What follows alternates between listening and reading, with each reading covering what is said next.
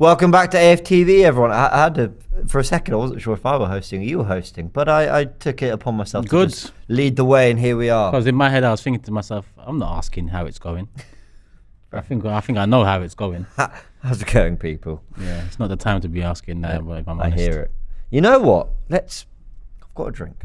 You've got a drink? Yeah, I got a Red You've Bull got there. A drink. Right, fine. So we've got an hour together.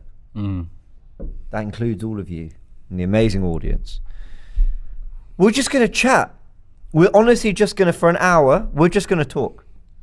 And it's a little bit like we were doing in the office earlier, and then we realised to stop ourselves because we could cover it all on this show.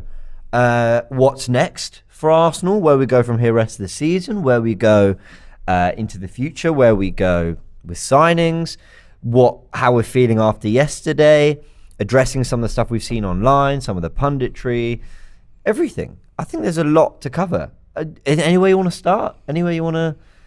Slept on it? Dust has settled a little bit? Is it fair to say the dust has settled, or are we still... Probably not. No? A little bit longer? I don't think the dust will settle until the season's over.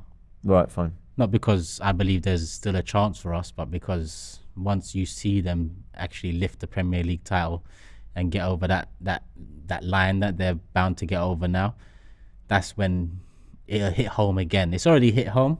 For me, it hit home against Southampton. It was again last night against City. But once they lift that title, that's when it'll be like, what an opportunity missed. Nicholas says this loss is still stinging, man. So he's with you on that. Okay, all right. So let's go in kind of short to medium term to long term order. Let's start with the short term, and actually not even then, touching a little bit on the past, which is yesterday. I mean, I've done tactical insight. It's out. Graham and I, I'm blowing our own trumpets here. I think we did a good job breaking it down and looking at everything. But one of the things that really kind of stood out to me was that there's still a lot of people wanted to defend Arteta yesterday, not in terms of saying he did everything right, but sort of taking some of the issues that I think he could have addressed and sort of trying to explain why he didn't address them. And look, I've not been on Arteta at all. I've not. I said when we lost to City 2-1 at the game of the Emirates, I said from that moment, 3-1. All right, he's the last January. year's one. Yeah, okay, we competed with them. Yeah. I said in the fan cams there, in the weeks before that, I said I was ready to move on, and after that, I went no. I see what he's trying to do. I'm in. I'm on. And even when we bottled top four, I'm on the Arteta train now, and I've not once ever muttered the words. I mean, especially how could you this season? That I wanted him out, or that I didn't think he was the right man for us, or whatever. But you can be critical of what he's done in a one-off game in which, there was so much riding on it. Especially in hindsight. Some people go, well, hindsight's a wonderful thing. Yeah, but that's exactly what kind of football analysis is. That's what reaction is. It's looking at something after the fact and reacting to how it went. How much kind of disappointment are you holding towards Arteta still in terms of the aftermath of it all? I'm very disappointed. But if I take a step back, I'm with you. I mean, this season, my opinions have really changed about Mikel Arteta and the whole process and where we're going. Yeah. When Wenger's time was up, I always said, if someone comes in now and does the things he should be doing in the mess that we're currently in, and that currently was 2018, then it'll take us 3 years to get back to at least challenging for a league title, and then we can worry about winning it. Obviously, it felt like we were going to win this one. It felt like we probably should have won this one at certain points, and it's disappointing we haven't. But like I said, if I take a step back, Arteta is still learning. It's not just 3 years he's been Arsenal manager, it's been 3 years he's been a manager, full stop. And these are the moments he has to learn from. And now at the end of last season, we missed out on top four, and there was similar, in my opinion, mistakes made. And we seem to learn off it. We seem to use that pain as motivation heading into this season. And, we're here. Look at now what we're hearing. You're never going to get a better chance to win the league. And last year we was hearing you're never going to get a better chance to make top four. We just got to eliminate the noise around, especially from opposition fans, and look at it for what it is. And what it is disappointment. What it is frustration. What it is choking and bottling it at a time where you can't afford a blip. You can't afford 4 games in a row where you don't pick up a W. What can I do now but look forward and hope and pray that Arteta's learned from it. Arteta now, he keeps on mentioning, or he's mentioned a few times, the third phase of the process in a 5-point plan or something along those lines. Now, I get it, but it's coming up to the latter stages of this 5-point plan now. And I think my attention is completely diverted into this summer. I woke up today still disappointed, still frustrated, still angry about the lack of fight, the lack of intensity, the lack of application, the lack of change, the lack of a plan B, all of these things. But my mind just goes to the summer, and we're going to get into individual players and maybe what we need to do off the back of not just these poor results, but off the back of this season as well. He has to learn, because I mentioned it to you off camera. I would have understood if he changed it up and we lost the game, because then you can say at least he changed it up, because this is City at the Etihad. Yeah. Against West Ham, against Liverpool, I mentioned overconfidence and arrogance potentially costing us. I think there's a bit of that here from Arteta going into City at the Etihad and not changing it up for them. In fact, they changed it up for us. I couldn't get over this fact. Like, it was, I said it in my player ratings, I said it in my fan cam, I said it on Tactical Insight. I'm borderline obsessed with this particular point. Pep Guardiola, 4-time Premier League champion, 2-time Champions League champion, probably the greatest manager of the last 10, 15 years,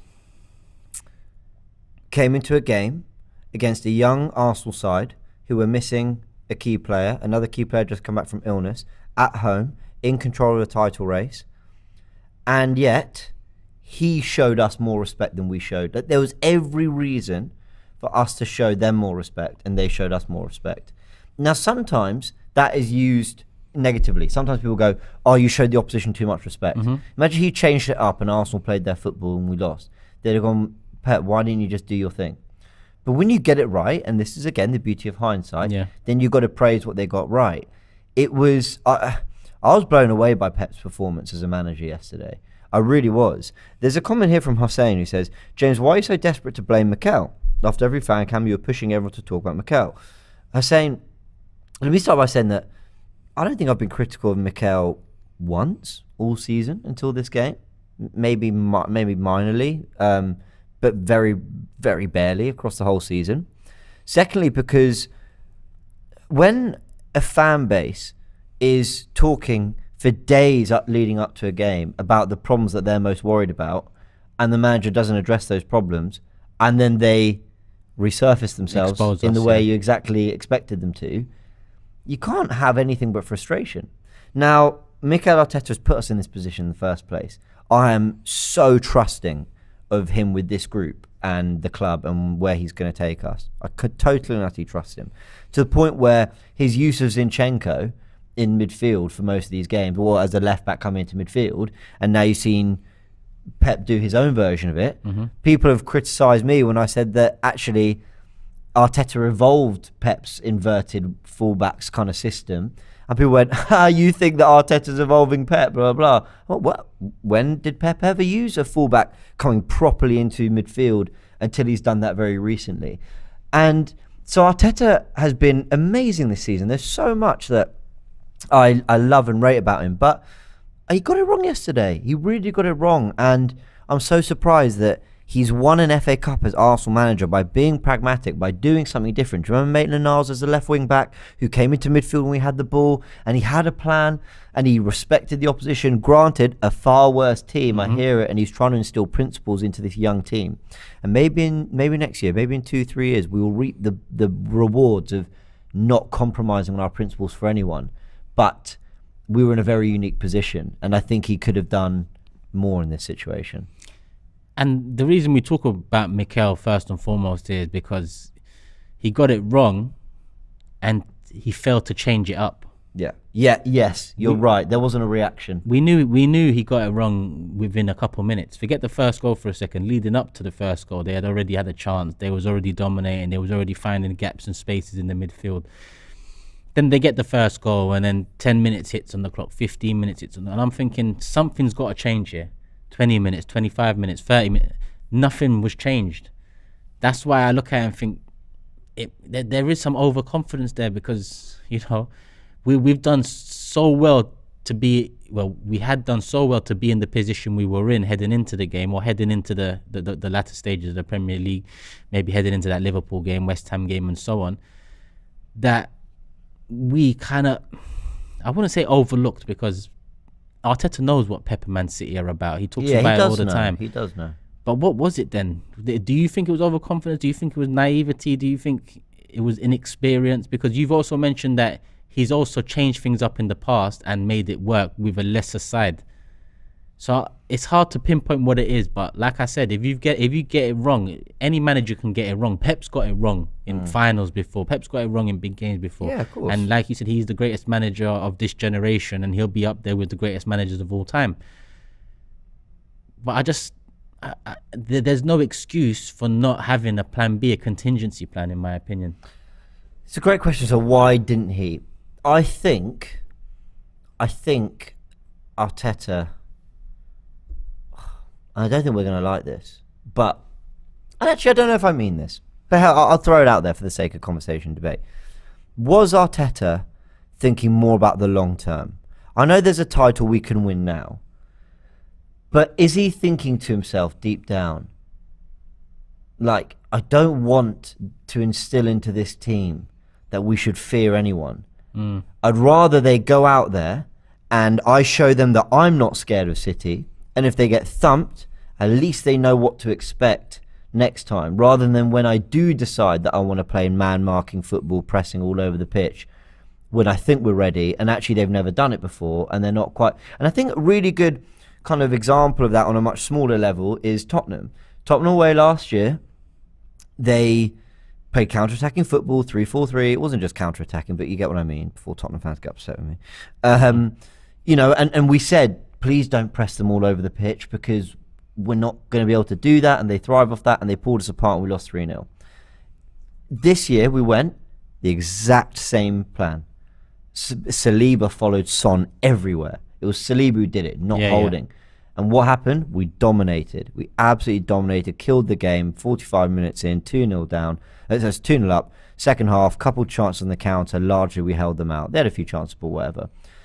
So you can see that he probably pulled out the same notes from last year. They went, do it again, but this time you're better at it. Mm-hmm. And so I think a little part of it is that. I think he wants to say to the players, this is how we play. And we're not going to compromise.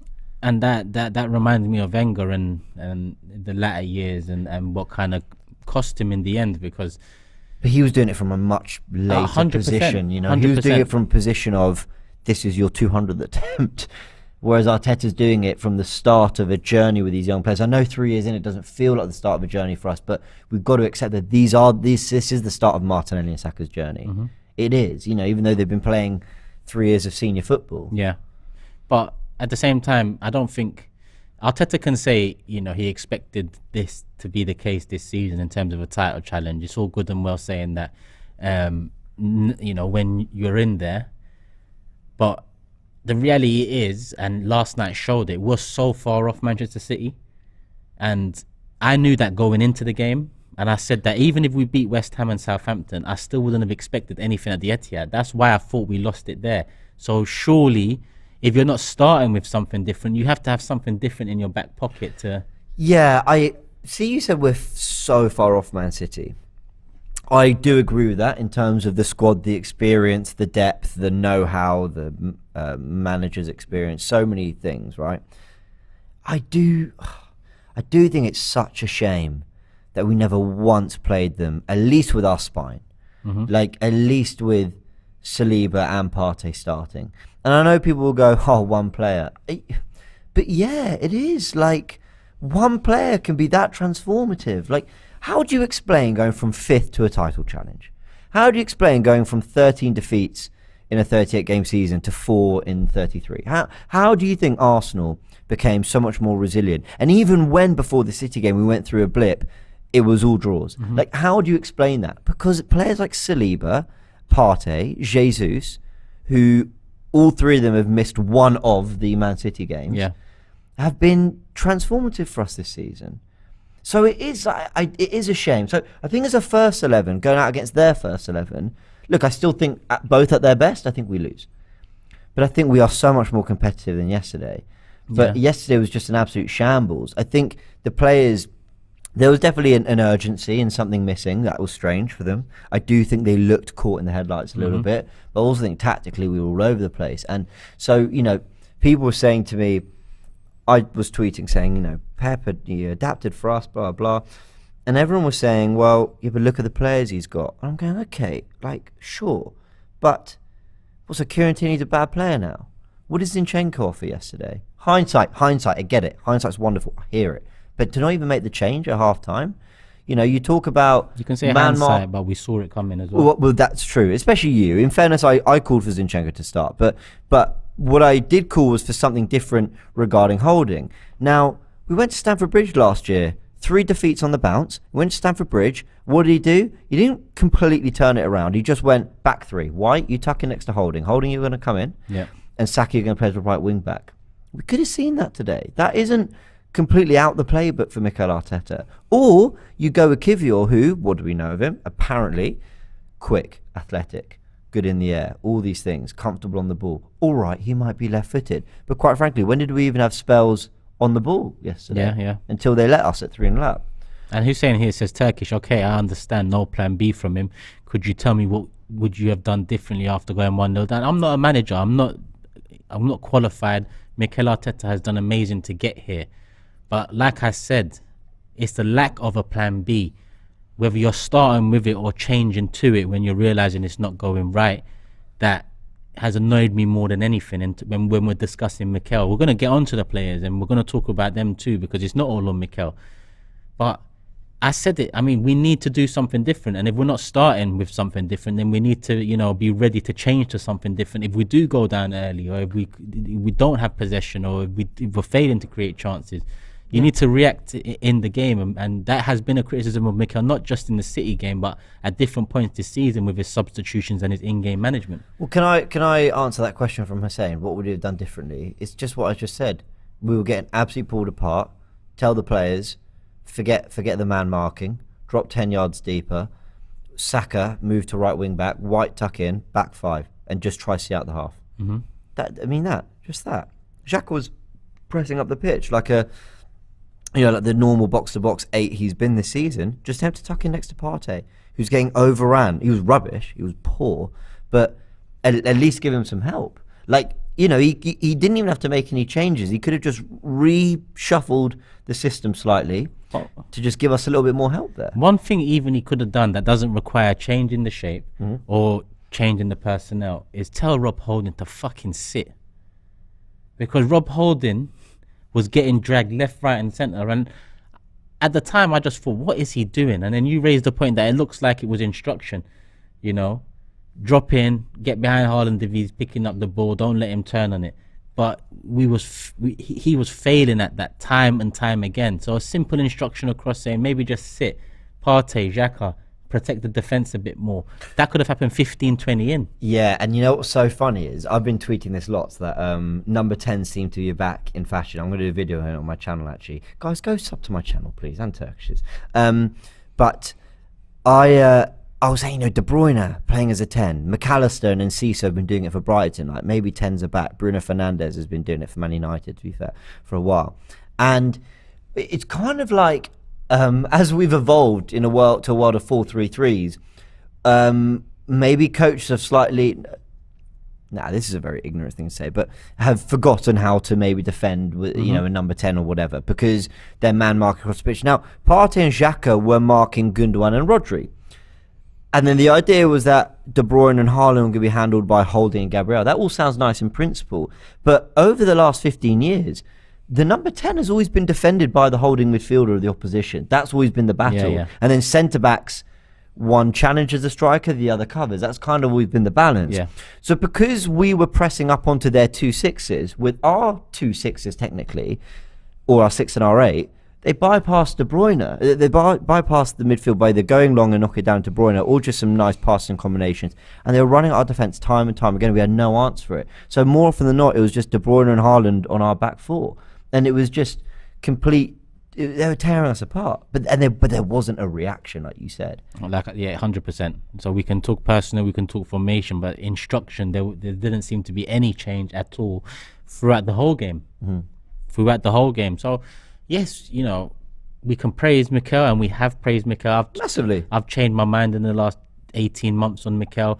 I love that we finally challenged, but at the end of the day, it seems like it was all for nothing this season. The reason I'm looking forward now is because, I don't know, people out there might be different, but once I feel like it's done, I've got to look at the next opportunity to kind of pick myself up again. And the fact of the matter is, I said it before, not winning the league, in my opinion, is a failure, because we were the best team for the majority of the season. But at the same time, not winning the league being a failure is progress for Arsenal. Now, progress is not a trophy. Progress is nothing to shout from the rooftops about. So I need to look at this summer and, okay, we've got Champions League football now. What are you going to do with that? How are you going to learn from this? Who are you going to bring in? Because I also look at the leaders on the pitch against City. And maybe it's unfair for me to do leaders like that, because they have led us to the point where we were in a big game against City with 6 to go. That was deemed the Premier League final, a potential title decider and whatnot. But none of the experienced players, none of these leaders stood up yesterday. I agree. And nothing was done about it. No, I agree. Sorry, I want to build on that conversation, but Ned has put James is an eyeglasses merchant. Man, don't know balls. Dan said an eyeglasses merchant.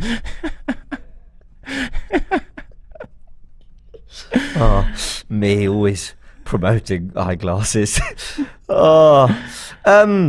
And this from Andy. I'm sick of AFTV, so much toxic positivity. Lift your mentality. How long this position will make satisfied? Last night was sickening, disgusting embarrassment. Andy, what would you suggest then, my guy? Yeah. Do you want people to just be here and say Arteta out?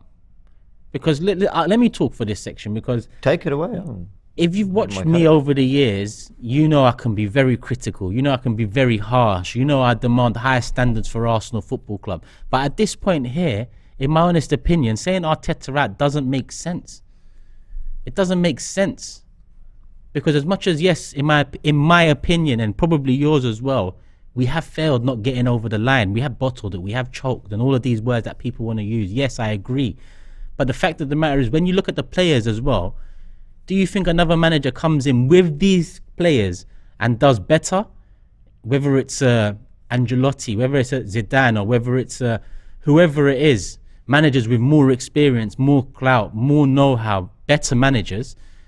In my opinion, no, because I look at our players and I love a lot of them. I like a lot of them. But you mentioned it. When you look at Manchester City, world class, world class, world class, world class. When you look at Arsenal, there's none of that. When you look at Arsenal, it's a very young team, hopefully with players getting to a world-class level. That's why a few weeks ago when we were on a live and Cesc was asking, is Saka world-class? No. But I hope he will become world-class. On this trajectory, he will become. Martinelli, on this trajectory, he will become. But the fact of the matter is, saying rash things like wanting the manager out right now in the first time we've challenged for years, and saying that it's been 3 years, that's long enough. Trust me. 19 years is long enough. It hasn't just been 3 fucking years. Man's been waiting for this. And by this, I don't mean challenging. I mean consistently going at it with the top teams in the Premier League. It's not just 3 years. It's 19 years. And as much as I'm critical, as much as I've been harsh, I have to tell the truth. And what Emery came into was a mess. What Arteta came into was a mess. That's why I said it will take 3 years at least, at the very least, for us to challenge again. And in those 3 years, everything has to be done quite efficiently and correctly. There's no room for mistakes if you want it to be a 3-year turnaround from going from 8th, being laughed at week in, week out, to challenging and being laughed at the end of the season because you didn't quite make it. I know where I'd rather be, and it isn't 3 years ago. So unraveling it all now, because look, I like Ben White. I like Who else have we got? Saliba. I like Saliba, Zinchenko. I am, you know, Jesus. Partey in general. Jesus. I like a lot of players now, but the fact of the matter is, I still think Man City are far off us. Why? Because they got world-class talent from top to bottom, and it's not just talent; it's experience too. It's know-how. They've been there, done that. We haven't. This has to be an experience now this season, where if the same thing, Andy or whoever else agrees in the same train of thought, if this same thing happens next season, where we're either leading the way for the majority or we're neck and neck for the majority, and it comes down to 6 games and we're playing against Man City or Liverpool or whoever it is, and it's a potential title decider, and we do the same thing, then I'd agree with you, because there's no lessons learned, and it'll be 4 years then. And the fact of the matter is, this young team would have missed out on top 4, missed out on a title this season. I'm not having any more missing out now. No, yeah. It's now you do. And listen, when I say now you do, obviously that's me talking about next season and other competitions in the Premier League, and that's far, far away. But I've been waiting 19 years as it is. Yeah. And finally, there's a team there that I like the look of. I like how we play. It just needs some more time. And that's coming from someone who's been very critical. There's only a handful, if that, of more critical, harsh fans than me, maybe with high standard. There's only a handful, if that. And I'm saying that it'd be wrong, in my opinion, to be saying Arteta out now. Very wrong. And if you are, then I don't know what you can suggest to guarantee that with this group of players, a manager comes in and does better next season, because better next season will be winning the league. Honestly, I think if another manager comes in this summer, then we were nowhere near what we did this season. Which, okay, people say, what did you do this season? All right, nothing, okay. We bottled it, we choked, whatever. But what I mean by what we did this season is lead the way, is play a style of football that's dominated majority of games this season. That's got us to 6 games to go, where win, you're in the ascendancy in the title race. I don't think changing managers now would be for the benefit of the club at all. I think it could unravel everything, because I don't think we've got... These players suit Mikel Arteta's philosophy. I don't think they suit Ancelotti's philosophy. I don't think they suit Zidane's philosophy, or whatever other managers out there. You know, before I said I'd want Conte, he's a winner when we initially had Mikel Arteta. I don't think these players are Conte's cup of tea. It's Arteta's cup of tea. So really and truly, we have to give it another season. At the very least, we have to give it another season, because you're at risk of fucking it all up. I think the person who is largely responsible, aka Arteta, for getting us into this position. By the way, I agree with everything you said. Responsible for getting us into this position has to be trusted, because he's made significant progress in the last 12 months, to continue to make progress. Like you reward, you know, like in anything in life, you see progress, you see things going in the right direction and getting much better. You let people try and see out that job and keep going. And then if it stagnates or regresses, then fine. There are some similarities from this season to last season in kind of a string of bad results, and then the way we turned up at the Etihad compared to Tottenham last year. There are certain things that are a little concerning for me. I'll be like, oh, that feels a bit too much like last year. But from a very different position. And I think we need to acknowledge that. I want to talk about the future in a sec. I'm just going to go through some comments, and we'll do super chats. We do see the comments. I'm saying, read the super chats. We will get to them, guys. We want to have a proper discussion for everyone who's watching, and then we'll get your thoughts so we can answer them properly all in one go. Ned, who called me the eyeglasses merchant, said, love for the love James. Love to you, Ned. I'll let you take it away. Do you want to read the super chats? Yeah, let's get into it. Let's do it. And Nawaz, I see your super chat is first. Take it easy, my guy. You don't need to say read the super chats every fucking 3 minutes as well. Because I'm already vexed at last night. I'm already vexed that, in my opinion, the season's done. Like, just take it easy. The super chats are here, and we're going to get into them. So Nawaz, when Martinelli had a good game, certain members on AFTV found a way to praise Saka somehow, even when he hasn't done much in the game. Can I say something on that? Yeah, because it's not me, because I praise Martinelli all the time. So. Yeah. Firstly, it's not really relevant to this game, So I don't know whether he was saying that was something to do with this game. But in general, I think what is true is that, listen, I'm never going to mute any Saka praise. But I agree that Martinelli doesn't get the praise he deserves. And actually, from the Palace game before the international break, all the way through to, I think, Southampton, Saka looked slightly more at it. We're talking 4 or 5 games in a row where he wasn't actually on great form. I know he scored some goals, but I didn't actually think Saka was playing that well. But he's young, he's 21, and he has been an absolute spearhead in this title challenge. So I agree that there's something in that, but listen, it's just about appreciating Martinelli a little bit more, all of us. And some do, and you definitely do. 100%. Rizwan says, gutted from the result yesterday. I see a lot of signs of Wenger and Mikel, both good and bad. Hopefully, we can make 90 points and strengthen next year. Yeah, there are certain things. I think some of the football is very Wenger at times when we are free-flowing. I think he's definitely taken that. There's definitely, and this isn't saying we're better, but for a lot of the season, people have said Arsenal play better football than Man City. Why have they said that? Because there's more of a natural fluidity in the way we play. City have a better control and a better rigidity that allows them control of games for longer, and that's what they did to us yesterday. They were absolutely sublime. Arsenal are a little bit more free-flowing and fluid, and that's very Wenger. But I also think Arteta has addressed things that Wenger never did. I think in the Saliba-Gabriel partnership, White as well was his partner last year. You know, he did bring in defenders and play defenders that have a real mobility and kind of complete set of attributes. Partey was his first signing, so he addressed the number 6 role immediately. And Wenger never did this, ever. He was happy with limited defenders, and he was happy with, ball players in midfield who didn't protect them. Yeah, completely agree. We have a few more super chats coming in, so I do want to keep it moving. Ash says it's a mix of players, managers. West Ham, Southampton was the players. Man City was Mikel. I'm certain we will contend next year with a midfield overhaul. Yes, only the players didn't show up yesterday either. And while we spent a lot of time talking about Arteta, they do not get a free pass. And I think we're going to move into some of the players. Oh, God, yeah, we're going to talk about that next, yeah. AJ says, big up, guys, still hurting. How did Klopp beat Pep in games so many times? Is it just a clash of styles and Mikel's is just too similar? On that, I think Klopp had more experienced players. I think that's it. I think that's literally what it comes down to. A lot of people are mentioning how Liverpool managed to fight with City over the years and why Arsenal haven't, because it's our first time here. Again, it's just coming from one of the most critical, harsh fans. A lot of people out there might be listening thinking, Turkish, you've gone soft and all this. No, this is a different time now.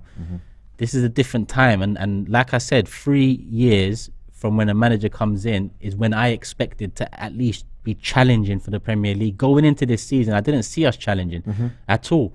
And we are challenging. We did challenge because I feel like it is over. So I do think it comes down to, Salah was experienced, Mane was experienced in the Premier League, Van Dijk was experienced. It's not like Van Dijk came in at 21 like Saliba has. So and that goes across the pitch for Liverpool too. So I think that's something that's missing from us, experience. And world class talent too, because Liverpool, Salah world class, Van Dijk world class, Mane during his time at Liverpool world class. Sorry, David said in the comments, James, stop disrespecting Wenger. He actually won the Prem with solid defences. Yet, David, do you really think I'm talking about Wenger during the Invincibles times? I'm talking about Wenger from 2000 and... You can even go back as far back as 2009 when we lost Flamini, all the way to 2018.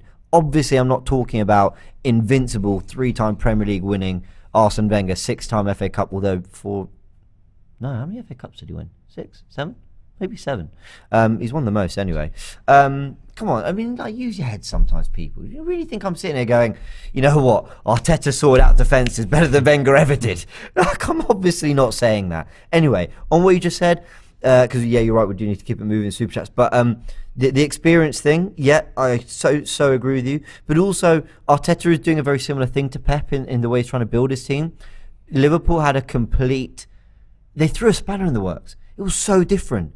It was your main creativity from fullbacks, from overlapping to underlapping to crosses from deep. Salah, Mane, Firmino all scored. Their lead number 9 was actually a number 10. A midfield 3 that were so physically dominant. They had edges on City in other ways. Yeah. Whereas we're trying to do what City do in a lot of ways, just slightly different. And we have the edge on all other 18 clubs, but not Man City. Mm-hmm. And, well, I think a super chat says it later, and when I get into it, I'll say what that end is. Rizwan says, if you swap Mikel and Pep, do Arsenal win yesterday? In my opinion, no. Because I think it comes down to more than just the manager. Because, like I mentioned, the experience, the quality. Make a better fist of it, though. Probably. For sure. Probably. But yeah. But you know, there's no accounting for Haaland there, or De Bruyne there, or Diaz there, or Stones and so on. I think Man City's quality, the experience they have over the years, and the know-how of not only this period of the season, but the know-how of each other, I think it goes a long way in the result yesterday, and them winning what will be 5 out of 6 league titles, potentially a treble. Gordon says, it's not a shame losing out to City. It would be a shame not building on your progress. And in quotes, he says, an outsider Barca fan. That. I agree. Thank you, Gordon, for that super chat. And 100%. Like I said, this season does feel like a failure. Is a failure, in my opinion. But it can also be a season where I look back at it and say that was the start of something special. Mm-hmm. And that's what will be unforgivable, not to build on this. And that's why I've asked to put Kroenke in the thumbnail, because it's over to them this summer, and Champions League football is back. Champions League We've got money some is good back. updates on that, actually. So we'll get to that. Yeah? Cool. Dave Jordan, why do fans act like they can identify subtle tactical changes in a game? There's no magic tactics to win every game. Players are 90%. There isn't. And I said it before the game. I said, if Arteta goes in with what we know he probably will go in with, which was what he went in with, and we don't get the result, people will ask why he didn't change it. If he changes it up and it doesn't go our way, people will ask, why did you change it up? In that predicament, he was in, a lose-lose situation. He was in a lose-lose situation. But like I said at the start, I'd understand more if he changed it up and it didn't work, because it's City at the Etihad. They're not changing it up, it not working, and failing to manage it in game.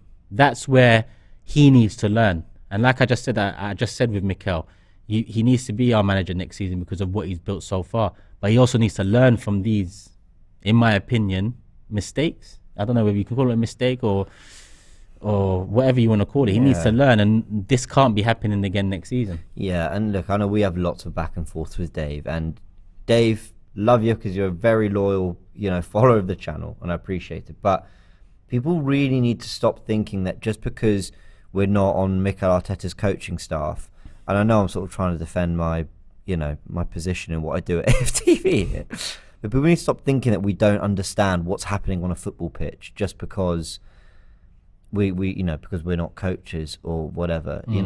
Graham's done his coaching badges. I started and the pandemic ruined it. So so how many coaching badges do you have to do before you understand tactics? Clive talks tactics a lot on Arsenal Vision, and I believe he has done coaching. I might be wrong saying that, but so who's going to tell him that he can't have an opinion on tactics? We all do, because football can be a very complex game. It can also be a very, very simple game. And if you see De Bruyne, Haaland knocking it down to De Bruyne, they're running at you 4 times in one half, you're going to think, we're not doing something right to stop De Bruyne. And then everything we think's happening, so Dave being critical there. Why do fans think that they can recognise subtle changes? Well, hold on, we're all sitting there and the evidence is all there on AFTV. We're here on the watch along. I'm here on the information station saying Stones is playing centre-back. They're building with Gundogan and Rodri. That's different. I think that's confused our press. And then what does De Bruyne say after the game? Yeah, well, Partey and Xhaka were pressing on Rodri and Gundogan, so I just basically went in the spaces behind them to expose, the lack of protection in front of the defence. Oh, shit me, we were right. And that's a... Well, why do people think we can't see this? And that's a... I don't know how to word this difference in leadership in comparison from ours to Manchester City's, but that response from De Bruyne kind of shows you a more mature leadership, whereas if you look at Zinchenko's huddle against Southampton and Zinchenko and Jesus and how they lead, very emotional. Yeah. So in that moment, those emotions can make you not think straight. Mm-hmm. Whereas De Bruyne is thinking straight throughout the game. If he's not in it, he'll do something to change it, and hopefully that puts him in it. And I think again it goes back to world class and experienced players in the time we're in that made the difference. Yep. We've got loads of super chats, so should we fly through these? I really want to talk about the future as well. Mike says, we should have switched to a double pivot once Pep switched his build-up from a 3-2-5 to a 4-2-4. We kept pressing the sixes and KDB occupied the space behind, which is exactly what you just mentioned there. Hassan, where is it? Have I just lost it? I have. Sorry, there it is. Start fresh legs next few games, says Hassan. Depth in the summer. Umar says, Turkish and friends, congrats on the bottle job. Please start looking into those City FFP receipts. Hashtag hope. We got ops in the building, as expected. Mace says, Arteta out, ? I'm sorry, you are a clown. Way overachieved this season. Arguably challenging this season has taken everyone away from the bigger picture. I imagine that's directed at other people. Yeah. Isaac says, stop talking about Arsenal. I think he's just trolling now because I remember that one from the other day. Gaurav says, the sole reason Arsenal were in the title race was Saliba. This team is 5th place material without him. I don't agree with that for sure. Rab says, you'll get a trophy in the next couple of years anyway. It's not just a trophy I want, it's trophies, consistency, and being back to what Arsenal should be. Ash says Mikel could do everything perfect this summer and we still might finish second next year. Competing with City and Pep is the hardest thing to do in world sport. Bob says hindsight, defence had zero pace. Maybe a back five, Saka, Zinni, wing backs, Jesus, Nelly top, treat it like a Champions League final. Hope Jesus can recover from surgery. Wait, Jesus having surgery or something? I think so. Maybe he's recover from the surgery. Maybe just he get had. back to his best. Mohammed says, if Arteta doesn't challenge next year, will fans turn? Who knows? It depends on what happens next year. But what can't happen is now the bar's been raised, the bar goes down again. It can't go down again. Well, this season, all focus has been on the league, and I want to stress something for next year. The focus for me next season isn't can we challenge for the title again? It's I want to be competitive. Is there a cup run in there? Are we competitive in the Champions League? You know, it's all that. It's about competing on all fronts for me. I don't think just going, well, cool, next year, let's just play our reserves and everything else and hope we push City all the way again. No, we need to. I don't want to be in Champions League just to be in Champions League. No, I couldn't agree more. That's where I was initially vexed. That's my first interview came in the Champions League. You know, it's the failure to build on making Champions League that led to my pessimism, that, you know, led to me being so disconnected from what the club had become. So now we're back in it. I said it yesterday. I feel like we're back to square one in that sense. I hear that. I will say, it feels good to be back in it. It does feel good to be back in it, but it won't feel good if we go and get pumped 5-1. No, of course. So that's what I don't want. I want us to make sure so that it's not Mikel Arteta that needs to learn from that. The Kroenkes need to learn from that. Yeah. So hopefully they have. They can say, they won't be excited, and they've given a bit more money, and, you know, they were waiting to be sole owners of the club. All good and well. Nice wordplay. We're in Champions League now. You fucked up when we used to make it every year, year in, year out. What are you going to do differently now? Because this summer, we're going into a summer where we nearly took City all the way. Well, essentially, we have took City all the way. We finished second. Champions League football is back, and we've got a young team with young players that becomes an attractive proposition for once. I don't remember Arsenal being this attractive a proposition for years. Oh God, okay, I've got updates I want to talk about, so which all feeds into this. So I'm going to let you go ahead. Cool. GW says, Arteta didn't change anything tactically versus City. We should have played a defensive game and hope a counter-attack. He isn't versatile, something he needs to learn from. Chaitanya says, recall the Mourinho investment from past interview. City is built on quality. We can't compete unless we invest in the same quality. Jose was spot on. And Isaac says De Bruyne's built different on God, and he is. He's unbelievable. He's clear. Where does he rank? You know, actually, there's a whole other discussion, but I mean, I think if you're making a top 5 Premier League midfielders of all time, he makes that top 5 for me. And I know that's, you're talking Keanes, Vieiras, Gerrards, I hear it. Yeah, but he's more an attacking, so I wouldn't even say Keane, Vieira, but... okay, fine, you're right, but yeah, I just think... Yeah, no, he's in the conversation for sure. Tell me something he can't do. What would this be, his 5th, or did he win one before Pep's era? Pep won his first one. Pep won the first one. So this will be 5 league titles where he's been integral to I read there was one season where he was missing for the majority of the season, where he would have been integral for 3-4 of them at least. Mad. Alex says Alex says the biggest unanswered question is why the players lacked intensity and drive. End of Southampton should have been the standard from Anfield. I was about to say Enfield. From Anfield to Etihad. Yeah, I mean the lack of intensity and drive. That's where we look at the players, and that's why we're going to talk about the players too. Mace again says everyone should watch the vid from Janice in the NBA. I'm not even going to try and pronounce it, but I know what you're talking about in the NBA about failure in his press conference yesterday. Relevant for us after yesterday. I seen that interview where he the reporter asked him, "Is it a failure?" And he kind of gets pissed off about it. He said, "You asked me the same thing this time last year." He said Jordan played for 15 years. He won 6 championships. So were the other 9 years failures and all of this stuff? I think failure is such it's a broad word where some people ain't gonna like being linked to it or being labelled as a team or a player who's failed. But failure is also, a description of potentially a team that should have done something, or a player that should be doing something, and a team that's not doing what they should be doing, or a player that's not doing what they so it's like the word bottle. It's just got these connotations where you don't want to be linked to failure, bottling and all of that. Christian says Zinni not better than Tierney. He allows us to play a different system, but he doesn't have the top instinct in either final third of the pitch. And last one here from Martin saying trying to win the Europa and Premier League cost us Saliba and Tommy.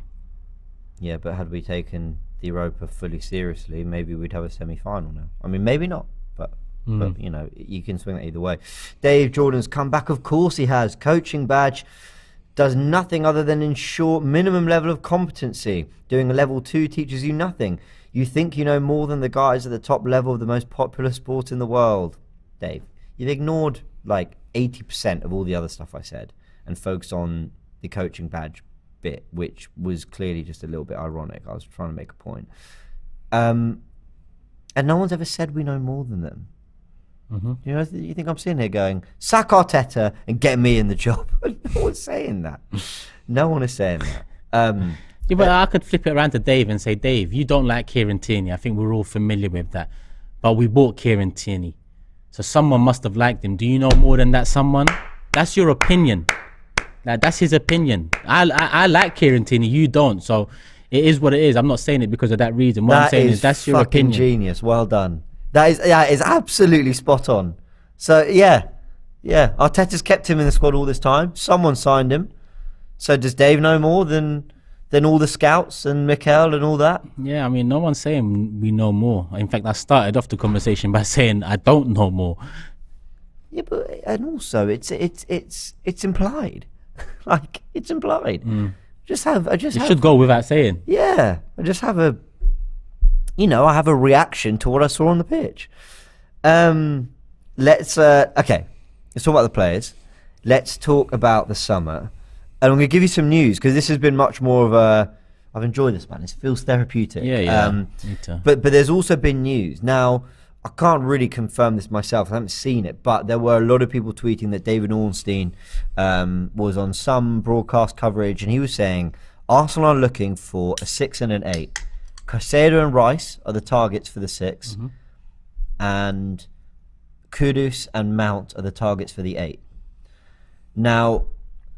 we know Arsenal need midfielders. El Neni, knee injury, 30 plus. Xhaka, 30 plus. Partey has injuries, although he's not been as injury prone this year, to be fair. 30 plus. Jorginho, 30 plus on a short-term contract. The players linked, I think, are very interesting. You talked earlier about the pull we have now. Yeah. Now, Declan Rice is a fascinating one because I've seen people in the media more than ever speaking quite candidly about where they think Rice is going to be. Yeah, it's true, yeah. And a lot of people, former Arsenal players, some of them, have said, Rice and Arteta. There's something on The Athletic, or was it on their podcast saying why Arsenal and Rice are perfect for each other. That's quite you kind of put that out there when a signing's nearly done. You heard, I don't know if you heard Jamie Carragher, you wouldn't have because you're on the watch long. Jamie Carragher on commentary for the West Ham game, someone said, you know, they're linked with midfielders, Declan Rice, and the commentator goes, is that just a rumour? And Carragher goes, I think it's a little more than a rumour. And there's been a lot of things where Neville has said it looks like he might be going.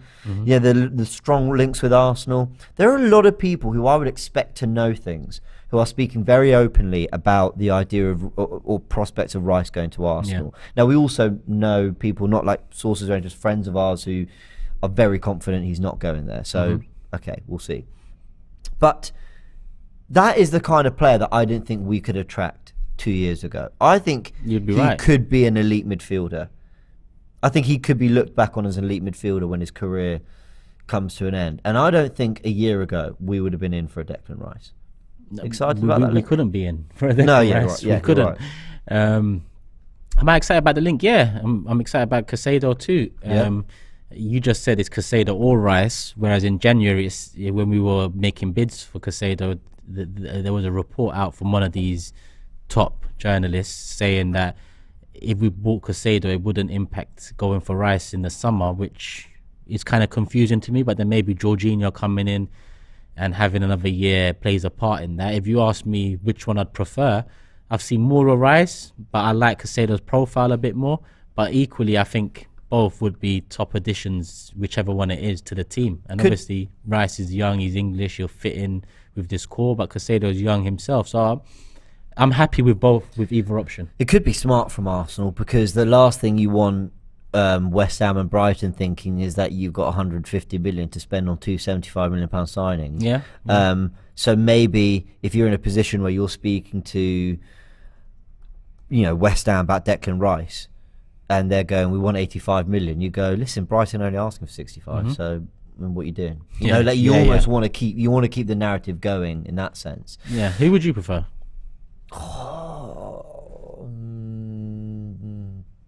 Declan Rice, because I can see him starting with Partey. Okay. If it's like not as 2 6s, but like maybe doing what Xhaka's been doing, getting forward box to box. But does Rice really offer an improvement in the final third? Okay, so that's my problem with him in the 8. Sorry. I don't think he's got Xhaka's delivery, but I think he's better on the ball than people give him credit for. Okay.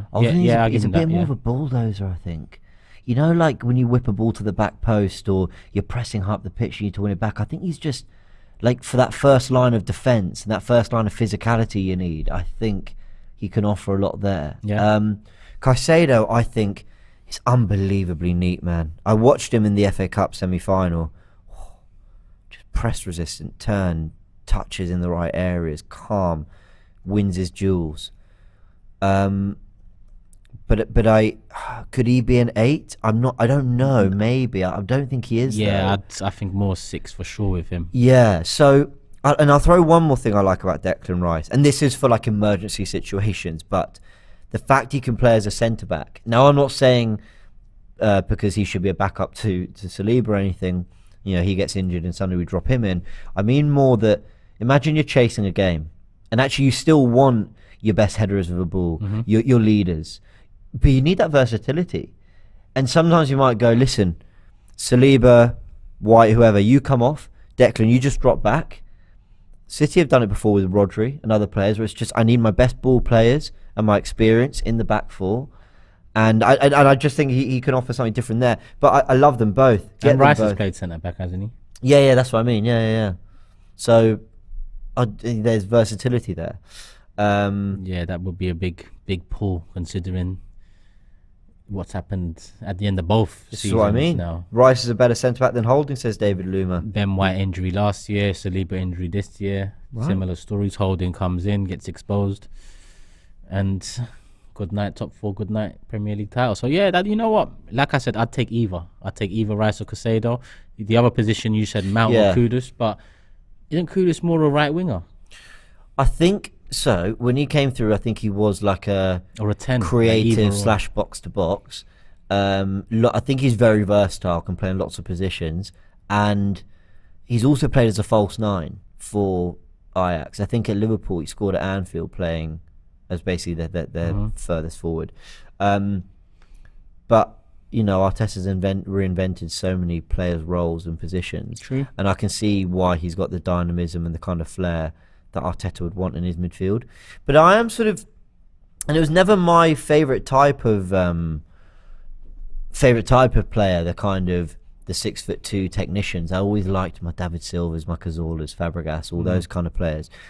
But I definitely think with what Klopp's done with his teams and how the direction City are going with Gundogan, Rodri, De Bruyne, they're all big guys. I know they can play, but they're stocky, they've got presence.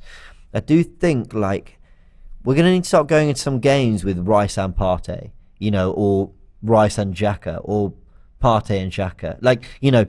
Having just, I think that's been part of Arsenal's success, is that actually, if you want to score against Arsenal, this is, from February onwards, it got easier. But before then, it was, can you get through Ramsdale, who commands his area fairly well, Saliba, Gabriel, Partey, Xhaka?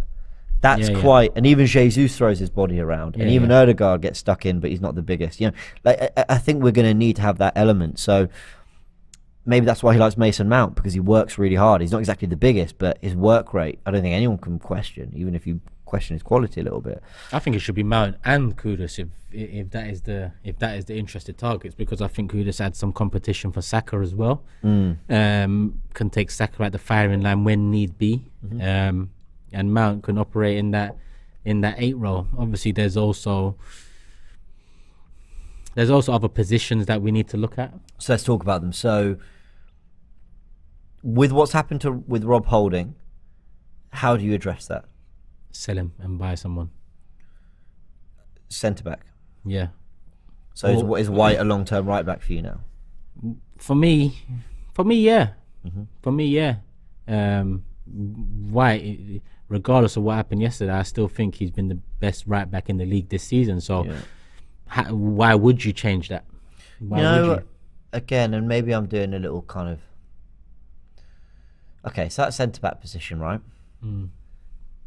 We can either just go and do what we've done with Kivior, buy a £20 million centre back who fits the profile and has high potential. I'd love that. Cool. But I sort of think when you look at the profiles of the back four we have, I still think White can be the third centre back to Saliba. He can be starting right back, and then with a Saliba injury, he can play centre back. I still think there's a player in Tomiyasu. Injuries are a problem, but I really think he can still be very dependable as a right back cover, as a left back cover, and a centre back cover. I want to stress, I think he can play there. That I'd almost go for a right back, and then you still got the Declan Rice thing. Like I said, he can slot in. Like I think we can address it in like 3 or 4 other ways. But I would get a right back who is more a natural inverter, like Zinchenko, who is maybe, I know White's done really well overlapping, but like, obviously we'd never get Reece James. But imagine we had that outlet. I saw something about Fresneda. Yeah, I don't know how good he is, but very young. But from what I read of him, he's someone who very good on the ball. Apparently, he can float into the midfield as well. So if we was to do something like that, then I'd say, all right, that we've kind of replaced Holding internally by adding depth to the right back position. So if need be, Ben White slots in as a centre back. And you got Brooke Norton-Cuffy coming. You got Raul Walters. I don't know how Norton-Cuffy's loans have gone recently, but he was brilliant before. Raul Walters, everyone knows Arteta rates him, and there's a future for him, we think. So that makes you think internally we've actually got so much depth at right back that White. Look, I know we like to talk about White as the most improved player this year. A lot of people do, and I hear that. For me, it's Xhaka, but because I thought White was good last year. I actually think across the season, yes, there were some bad days, but largely I thought he did well for us. I really did. Xhaka's definitely the most improved for me. But like I said, if the option is to bring in another player into the right back role, and that frees up Ben White in case of an injury to Saliba to slot in to the centre back. Don't forget Tomiyasu can do that too. Then I'd be all right with that. So there's a couple different options we can look at to fix that issue in defence. But for God's sake, now, in my opinion, just sell Rob Holding. Just do it now. Sell, release, whatever it needs to be. Just do it, because it's just remnants of time gone past where I don't think it's good enough. I mean, I'm not blaming Rob Holding for the collapse, because it's bigger than just Rob Holding. But a lot of people have praised him because he's happy to be on the bench. Of course, he's happy to be on the bench at Arsenal Football Club, but sometimes that can be a negative as well, because is there motivation there to really step up and challenge and become a focal point? Are you just happy to sit there and play your part when called upon and wink when you score a goal 3-0 down? It wasn't great. Yeah, I don't like that. So it's time now to move on. I'd say sell Eddie as well. I know I'm moving into another position. Yeah, well, I was going to bring up the striker on it. I'd say sell Eddie as well. I think. Is that because you think his stock is higher than ever before?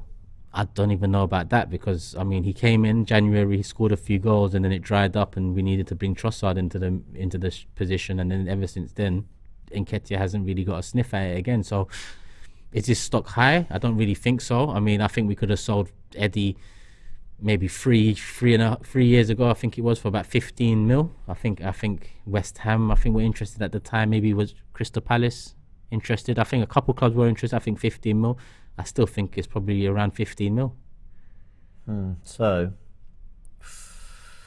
this Balogun as well. This is where I will hold my hands up and say I'm being a flip-flop. I always thought the way we play, I didn't understand how you could bring in a Haaland type. Obviously, a player as good as Haaland, obviously, but I'm talking profile-wise. The 6'3", 6'4", kind of physical presence that can dominate. I thought we don't do that. We don't do that. I don't know why we benefit from it, but you've been calling for it since last summer. A lot of people have. Rory did too on his fan cam yesterday. And yeah, I've got there now where I'm sort of like, no, I get it. Especially when you've got players like Jesus who can play out wide. You don't have to feel like Jesus automatically loses his place in the team just because you bring in an Ivan Toney, I think you mentioned Højlund. Is that the youngster? Atalanta, I think.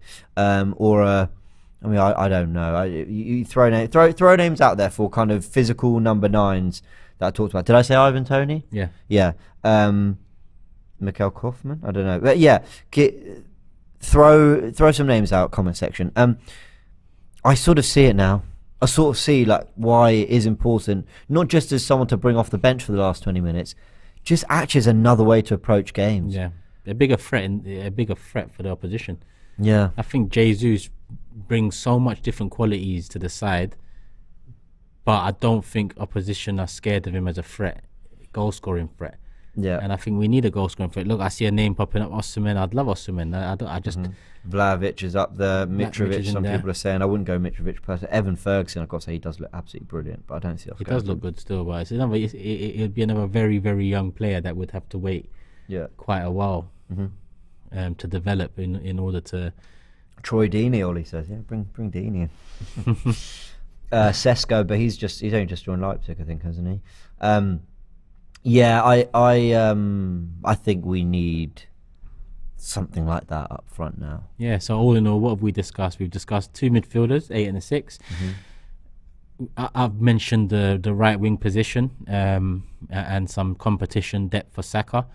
We've talked about centre back maybe being fixed by adding another right back, and we've mentioned striker. So that's already 5 positions we've covered, and I think that's why I put Kroenke in the thumbnail, because it's over to these men now.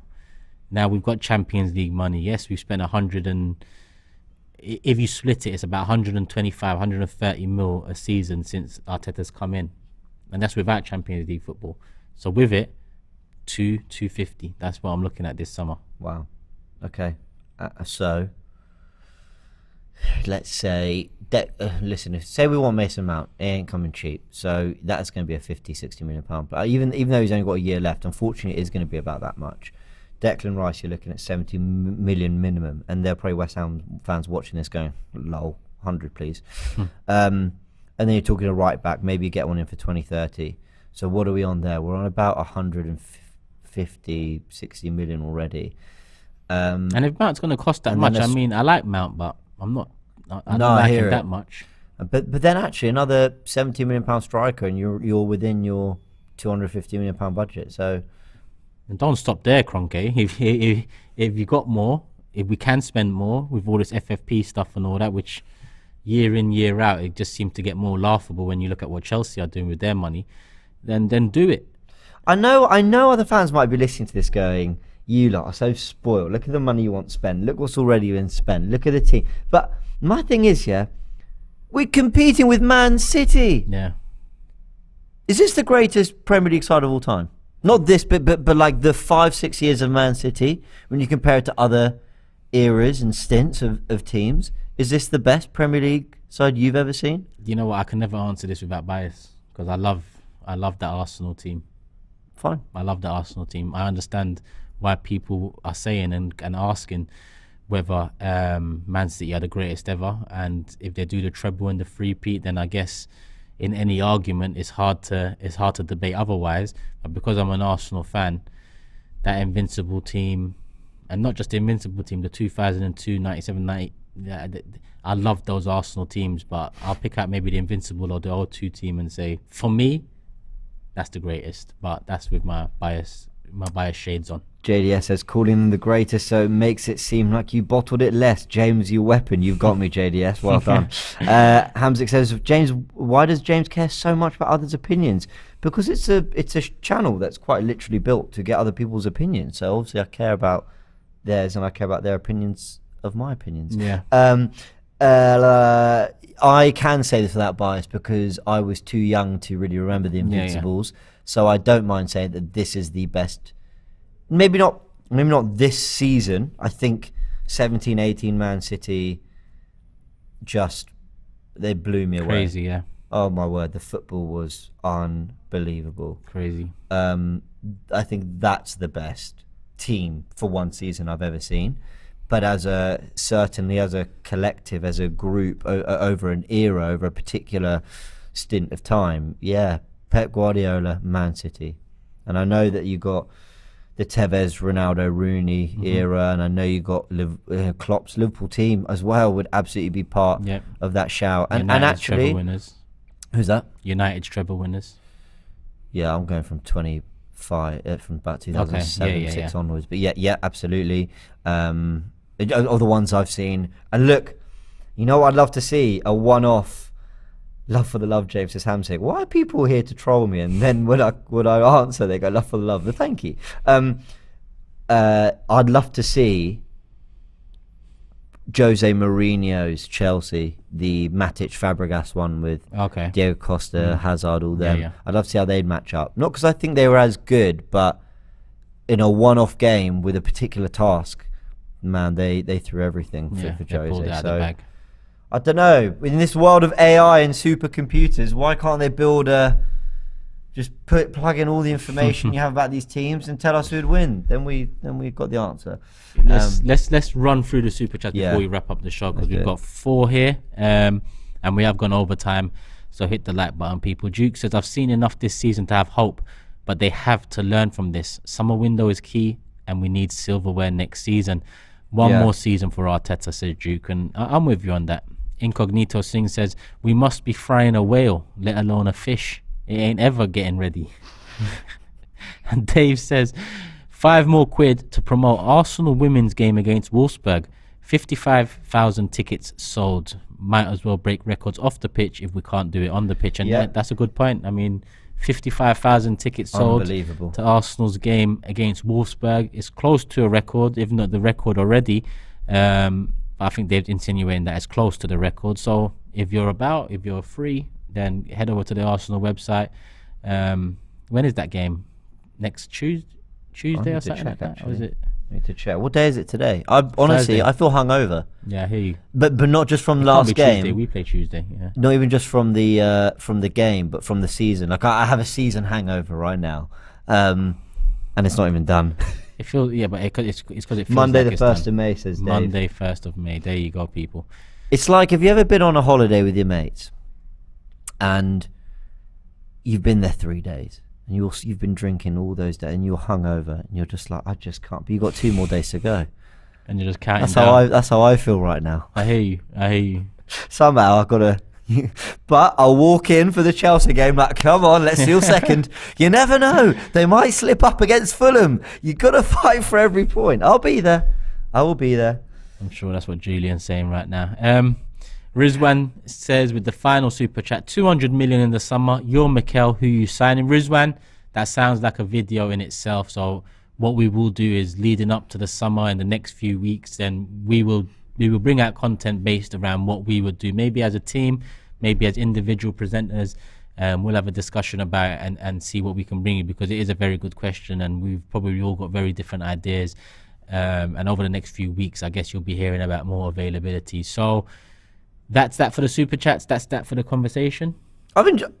Look, I'm still pissed off about yesterday. Yeah. But that was a very therapeutic hour and 10 minutes for me personally. Like I feel like I got a lot off my chest.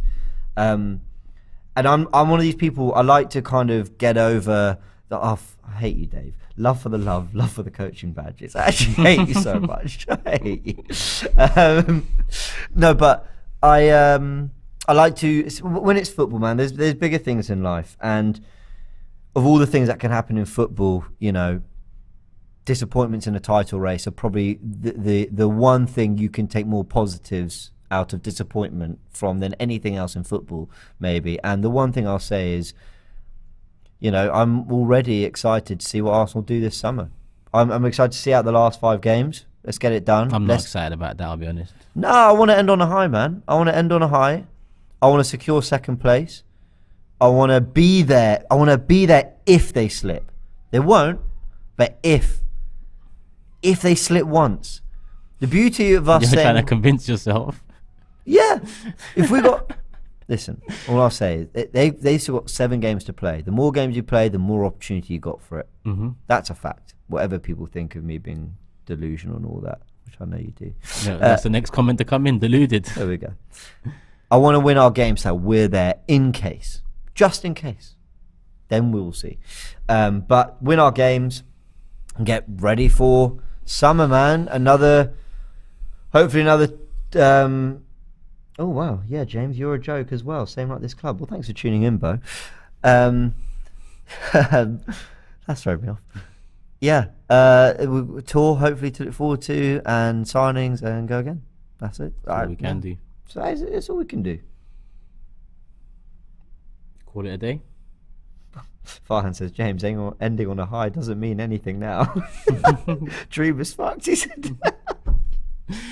People, we're going to wrap it up here. Someone asked, is the Big 6 today? No, the Big 6 is tomorrow. Reason being, because I'm unavailable tonight. I could have found another Arsenal fan to do it, but I'm not bottling the Big 6 show. I'll be there tomorrow 9 p.m. on my channel, Turkish LDN. I think it'll be tagged somewhere along the title or something. Maybe not, but Turkish LDN, just search that. You're there, James. Love for the love. And you, mate. Thank you. Thank you to the comment section. Some of you. Yep, some of you. People, hit the like button on the way out. I wish we could be a lot more positive about the situation we're in right now, but all we can do is look forward, or like James, hope that Man City do slip up in the next 7 games and give us another something to fight for. But I doubt it. Hit the like button. Love for the love. We're out, people. Peace.